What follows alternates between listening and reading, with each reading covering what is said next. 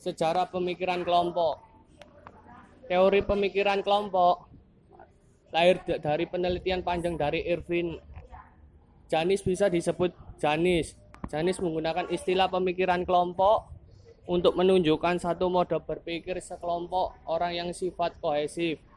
Ketika usaha-usaha keras yang dilakukan anggota-anggota kelompok untuk mencapai kata mufakat, untuk mencapai kebulatan suara, kelompok ini mengesampingkan motivasinya untuk menilai alternatif tindakan secara realistis. Pengertian pemikiran kelompok. Jadi definisi pengertian kelompok adalah sebagai cara berunding anggota sekelompok yang digunakan ketika keinginan mereka untuk mencapai kebulatan suara bertindak. Janis berpendapat anggota kelompok sering terlibat dalam gaya berunding, di mana mencari konsensus atau kebutuhan bagi setiap orang untuk setuju melebihi pikiran sehat. Dalam pengembangan teori pemikiran kelompok tersebut, Janis menganalisis 5 hal penting nasional yang signifikan, yaitu 1. Kebijakan kesiapan Angkatan Laut Amerika Serikat di Pearl Harbor pada tahun 1941. 2. Keputusan untuk mengejar tentara Korea Utara ke wilayahnya sendiri oleh Presiden Eisenhower.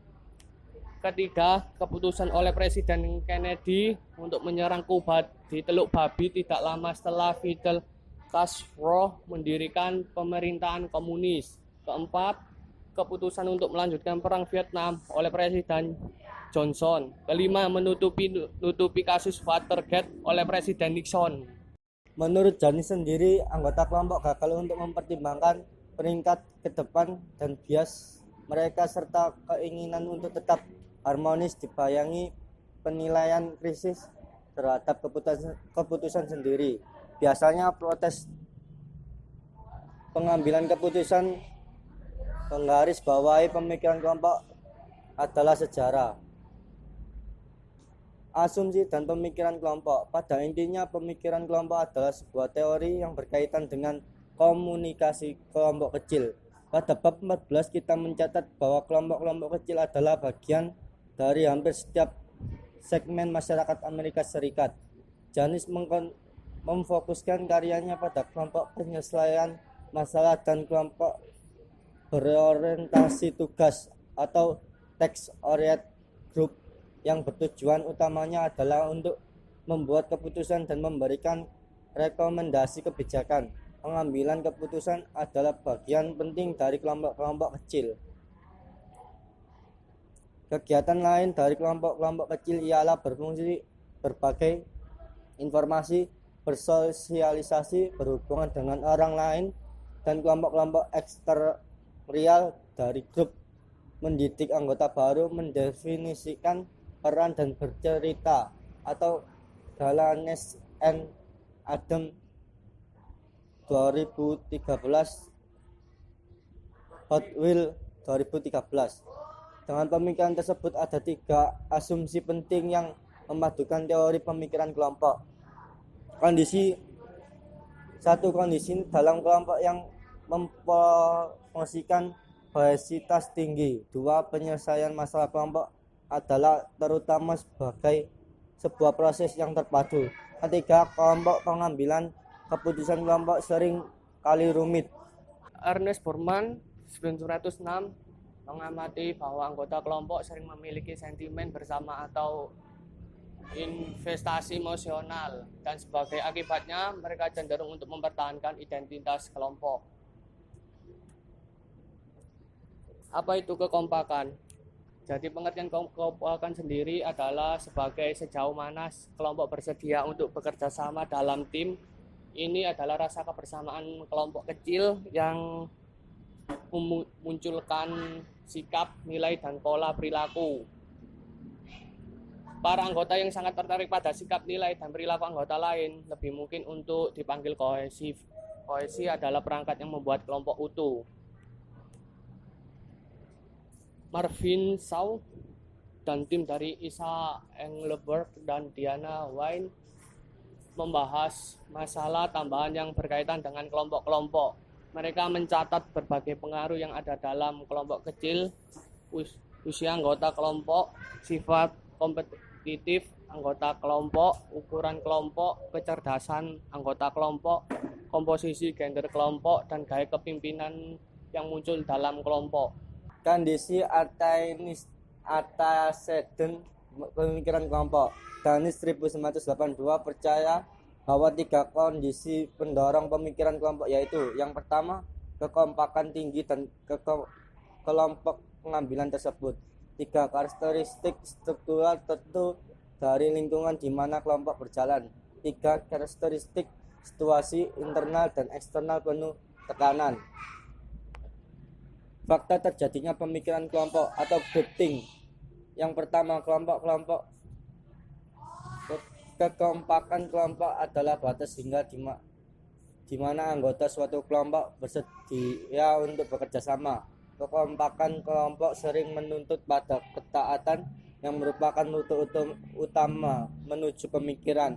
Kelompok grouping, meskipun keuntungannya tampak, kelompok yang sangat kohesif juga dapat membawa kejadian yang mengganggu pemikiran kelompok.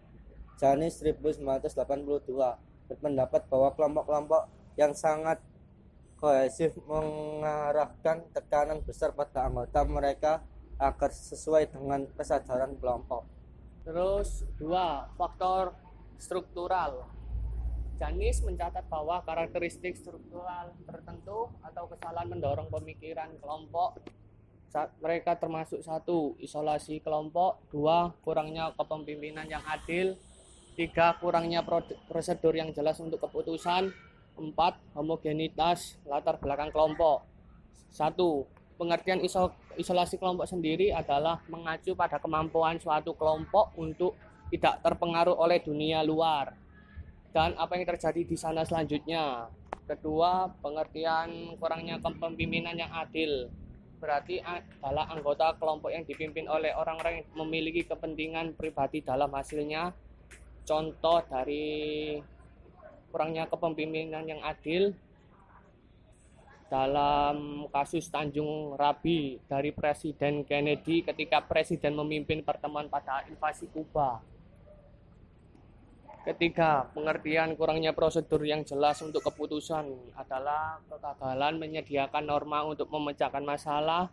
Denis Gauran dan Randi Hiraukawa 1906 menyarankan bahwa bahkan jika ada kelompok mengakui mempunyai masalah, mereka harus mencari tahu apa penyebab dari masalah tersebut. Keempat, sebuah kesalahan struktural kedua adalah homogenitas latar belakang dari anggota. Janis 1982 mencatat bahwa kurangnya perbedaan dalam latar belakang sosial dan ideologi di antara anggota kelompok kohesif membuat lebih mudah bagi mereka untuk setuju pada apapun proposal yang diajukan oleh pemimpin.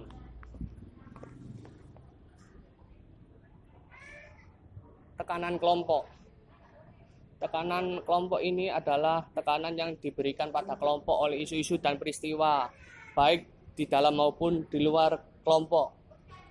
Tekanan terjadi ketika anggota kelompok dipengaruhi oleh masalah-masalah sumber daya atau kejadian baik di dalam maupun luar kelompok. Ketika tekanan itu tinggi, anggota kelompok mungkin tidak melihat solusi yang masuk akal dan karena itu semuanya bertumbuh di sekitar pemimpin mereka. Tekanan seperti yang dijelaskan dalam teori ini adalah konsep yang komprehensif. Dalam hal ini mencakup baik tekanan internal maupun eksternal. Contoh tekanan kelompok, misalnya dalam lingkungan kerja. Jika ada tempat waktu dari tugas dan Anda membentuk kerangka waktu dan Anda tidak dapat mengkondosi komunikasi. Namun, mungkin ada juga tekanan eksternal, bahwa alasan Anda tidak dapat memenuhi batas waktu adalah karena Anda memiliki kewajiban lain yang Anda lihat sebagai lebih penting, misalnya menjenguk orang tua, sakit, atau yang lain. Kelompok sering mengisolasi diri dari kritik luar, membentuk suatu seolah-olah adalah ikatan terdekat, mencari konsensus, dan akhirnya mengembangkan pemikiran kelompok. Gejala pemikiran kelompok. Janis 1982 mengamati 3 kategori gejala pemikiran kelompok. Yang pertama, penilaian yang terlalu tinggi terhadap kelompok, pemikiran yang tertutup dan tekanan terhadap keseragaman. Penilaian kelompok yang terlalu tinggi. Sebuah penilaian kelompok yang terlalu tinggi atau overestimation of the group adalah perilaku yang menunjukkan kelompok itu percaya bahwa itu lebih dari yang ada. Ada 2 spesifikasi penilaian kelompok yang terlalu tinggi, yaitu yang pertama, ilusi kekebalan dapat didefinisikan sebagai keyakinan kelompok bahwa mereka cukup istimewa untuk mengatasi rintangan atau kemunduran. Kelompok ini sangat percaya bahwa kelompok ini tidak terkalahkan. Yang kedua, keyakinan pada moralitas yang melekat dalam kelompok, ialah kelompok yang memiliki kekayaan pada moralitas yang melekat dalam kelompok. Oleh karena itu, kelompok ini percaya bahwa pengambilan kelompok ini harus menjadi lebih baik karena kelompok menganggap diri mereka baik. Pemikiran yang tertutup. Pengertian pemikiran yang tertutup ialah kesediaan kelompok untuk mengabaikan perbedaan yang ada pada orang lain. Peringatan tentang keputusan kelompok yang buruk.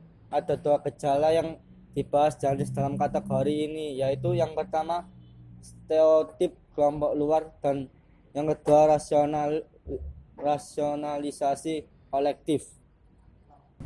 Jadi pengertian stereotip kelompok luar yaitu kelompok yang berada dalam krisis sering terlibat dalam stereotip kelompok luar atau outgroup stereotypes yang menstereotip persepsi tentang saingan atau musuh.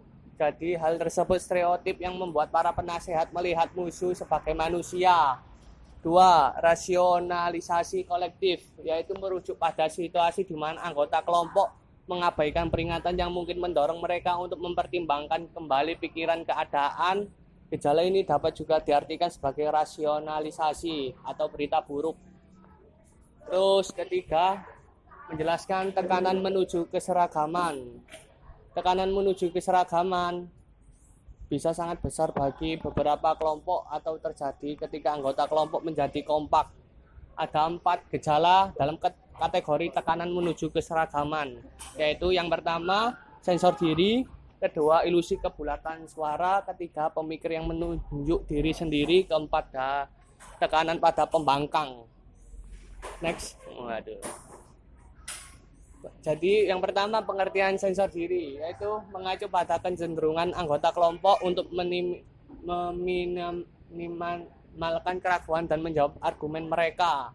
Yang kedua, ilusi kebulatan suara adalah yang menunjukkan bahwa diam adalah persetujuan, keyakinan bahwa tidak berpendapat sama saja dan kesepakatan. Ketiga, pemikir yang menunjuk diri sendiri ialah anggota kelompok yang melindungi kelompok dari informasi yang merugikan. Keempat, tekanan pada pembangkang, yaitu gejala terakhir yang melibatkan menekan setiap anggota kelompok yang mengungkapkan pendapat, sudut pandang, atau komitmen yang bertentangan dengan pendapat mayoritas. Janis menyebutkan hal ini tekanan pada pembangkang atau pressures on dissenters. Next. Cara mencegah pemikiran kelompok ada 4 hal, yaitu yang pertama, memerlukan pengawas dalam pengendalian. Kedua, rangkullah whistleblowing. Yang ketiga, memungkinkan untuk pengajuan keberatan. Keempat, konsensus keseimbangan dan peraturan mayoritas.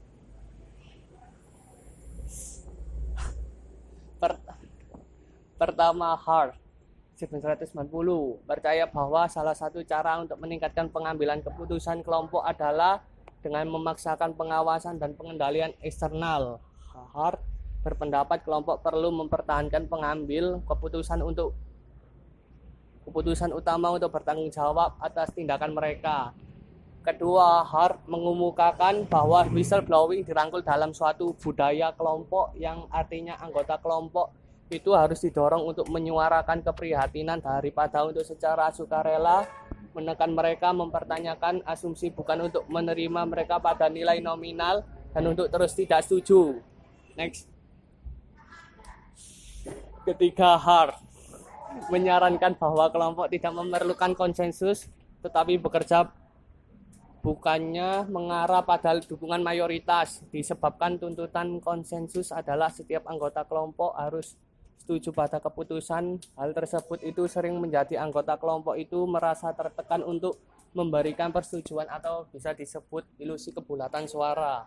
Meningkatkan pengambilan keputusan kelompok adalah dengan memaksakan pengawasan dan pengendalian eksternal. Hart berpendapat kelompok perlu mempertahankan pengambil keputusan utama untuk bertanggung jawab atas tindakan mereka. Kedua, Hart mengemukakan bahwa whistleblowing dirangkul dalam suatu budaya kelompok, yang artinya anggota kelompok itu harus didorong untuk menyuarakan keprihatinan daripada untuk secara sukarela menekan mereka, mempertanyakan asumsi bukan untuk menerima mereka pada nilai nominal dan untuk terus tidak setuju. Next. Ketiga, Hart menyarankan bahwa kelompok tidak memerlukan konsensus, tetapi bekerja bukannya mengarah pada dukungan mayoritas. Disebabkan tuntutan konsensus adalah setiap anggota kelompok harus setuju pada keputusan. Hal tersebut itu sering menjadi anggota kelompok itu merasa tertekan untuk memberikan persetujuan atau bisa disebut ilusi kebulatan suara. Jadi ini gambar integrasi. Yang kedua, gambar konteks komunikasi dan pendekatan untuk mengetahui. Next. Dan ini gambar dari kritik evaluasi yang terdiri ruang lingkup konsistensi, logis, parsimoni, unitas, kemampuan uji heurisme, dan uji waktu. Ruang lingkup terlepas dari kenyataan bahwa prinsip pemikiran kelompok dapat diterapkan pada beberapa jenis kelompok. Janis jelas di dalam konseptualisasi aslinya dalam menerapkan pemikiran kelompok adalah semata-mata untuk kelompok pengambilan keputusan pada masa krisis. Tidak mudah menerapkan pemikiran untuk setiap jenis kelompok. Meskipun teori telah diterapkan pada kelompok yang beragam seperti pada tim penasihat presiden, fokusnya telah berada dalam kelompok-kelompok tersebut yang merupakan kelompok pengambilan keputusan. Oleh karena itu, ruang lingkup teori dapat didefinisikan sempit. Sekian dari kelompok kami. Wassalamualaikum warahmatullahi wabarakatuh.